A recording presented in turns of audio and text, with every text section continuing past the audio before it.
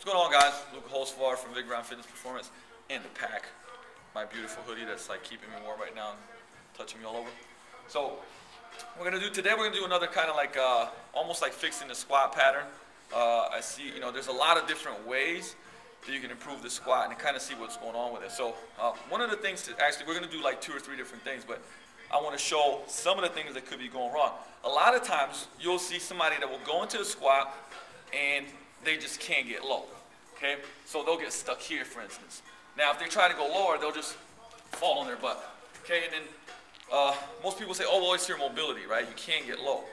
And so, Theo can get low, so, we're not gonna, he's not a great example of like, oh, here's a guy that can't do that. But here's the drill that we do to check if it's their mobility or not, right? So Theo's gonna lay on the ground. So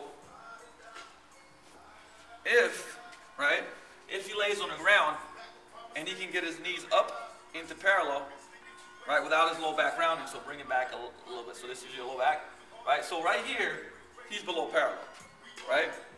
So that means that his mobility is not the issue in the squat because he's on the ground and he's perfectly fine, right? We take gravity away, he's perfectly fine.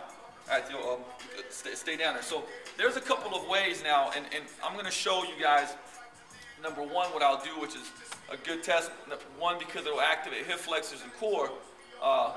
Like we basically have done like this drill, and people that were falling on their butt could now all of a sudden go low. Number one, too, because like the nervous system was like, oh, okay, this is a safe environment, I can actually do this, okay? So the way that we do it, this is from just extend your feet, and then get your toes up with the dorsiflexion. Right, so this is actually a Pavel drill I learned from Pavel. So he's gonna basically start pulling in just like he's in a squat. So start pulling in. So he's gonna pull himself into a squat. Keep pulling, keep pulling, keep pulling. I'm gonna resist and keep pulling, keep pulling, keep pulling, keep pulling, keep pulling, keep pulling. Rip those knees out just like you're squatting. Keep going, keep going, keep going, keep driving. So you can see where his hip flexors get kind of weak. Keep pulling, keep pulling, keep pulling. All right, now in that position, breathe all your air out. Breathe it out. Good, try to keep pulling. Take it through the nose. All right, now I'm gonna start pulling back, and you're gonna resist but kind of let go. So smooth. Keep it going. Keep it going. Keep it going. Keep it going. Keep it going.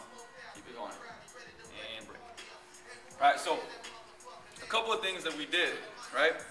As he was pulling himself, most people just drop down into a squat, but they go down and they just lose stability. He pulled himself into a squat. He pulled himself. He was tight. His core was tight when I was pulling, right? And his hip flexors were working, so he pulled himself down into it. All right, stand back up, Theo. So that way, we'll reset the squat, and he'll usually be able to go deep with a lot better posture. So that's one of the things that we can do, number one, to test it and also to improve that squat. Number two, and here's why, okay?